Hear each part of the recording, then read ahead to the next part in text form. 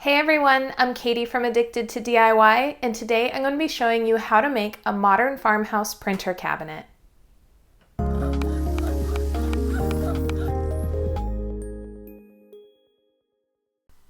A few years ago, I built a Murphy bed with an attached desk.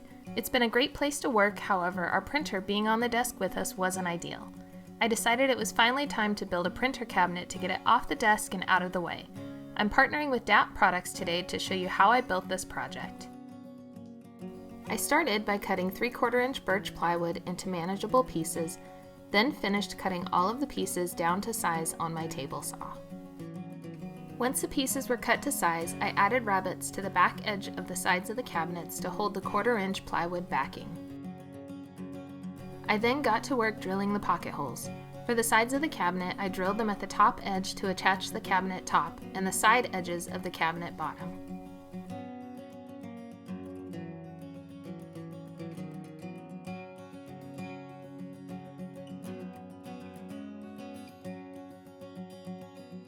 I applied veneer edge banding to all of the exposed edges of the plywood, then trimmed it up and sanded them down. I marked the location for the cabinet bottom to be attached, then glued up the pieces to form the carcass of the cabinet.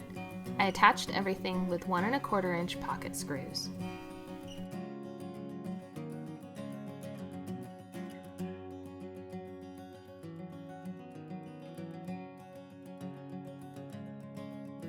I cut the 1/4 inch backing down to size, then glued and attached it to the back of the cabinet with 3/4 inch brad nails.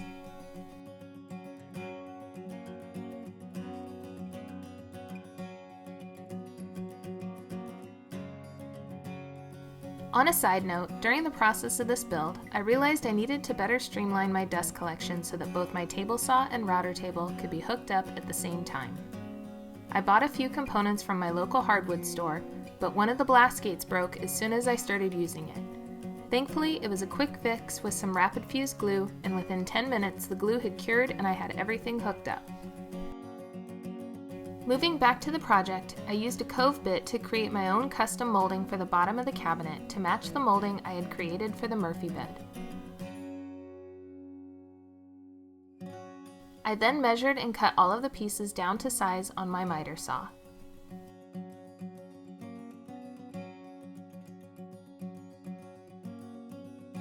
I attached the molding to the base of the cabinet with wood glue and 1 1/4 inch brad nails.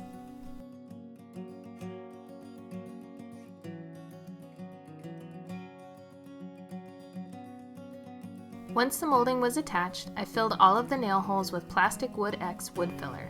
Don't let the pink color scare you though. It dries to a natural color which lets you know it's time to sand. You can see that some of my miters didn't quite line up perfectly, so I also filled them with wood filler to sand and shape later.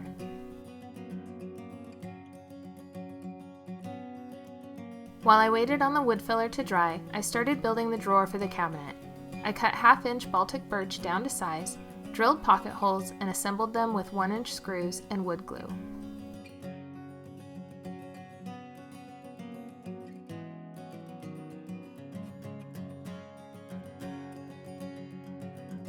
The bottom is also made up of 1/2 inch Baltic birch, and I attached it with wood glue and 1 inch brad nails.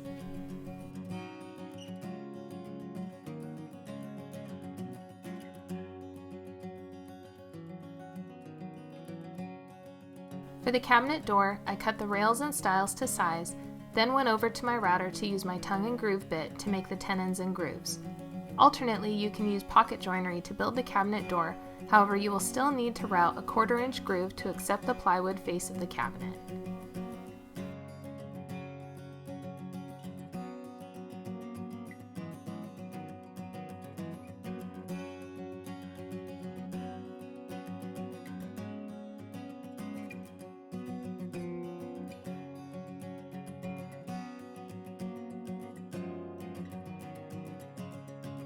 I trimmed the 1/4 inch plywood face down to size, then began gluing up the cabinet door.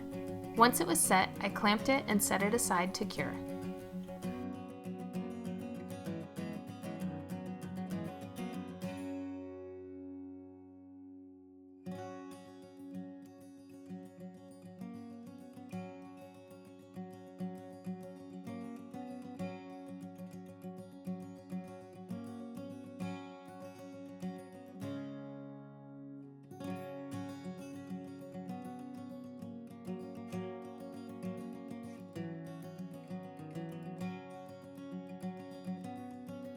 For the drawer front on the cabinet, I cut a piece of 3/4 inch birch plywood to size, added veneer banding to all 4 exposed edges, then trimmed and sanded it down.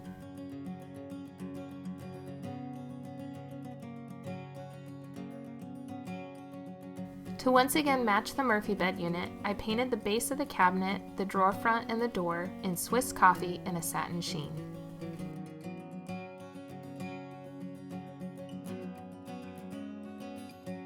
For the top, I stained it in special walnut, then added 3 coats of polyurethane to seal it. I attached the top to the base using 1 1/4 inch pocket screws, with a little help from my husband holding downward pressure on the top. I then added the drawer slides and installed the drawer.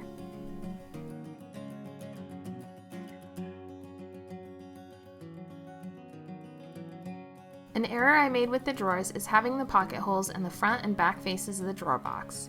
The 1-inch pocket screws stick out a bit and would not allow the drawer face to sit flush. I ended up taking out the screws and adding brad nails to the corners. The glue should hold just fine, but the brad nails give it a little bit of extra insurance.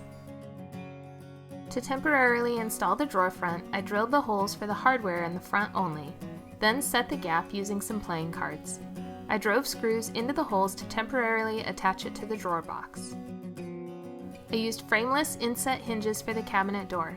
I drilled the mortises, attached the hinges to the door, then attached them to the cabinet box, making adjustments as necessary to ensure an even gap all the way around.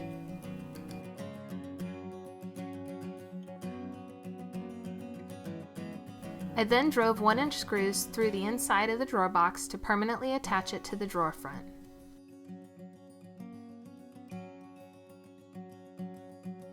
Once it was attached, I finished drilling holes all the way through the drawer to attach the hardware. For the cabinet door, I aligned my hardware installation jig, drilled the holes, and then installed the handle.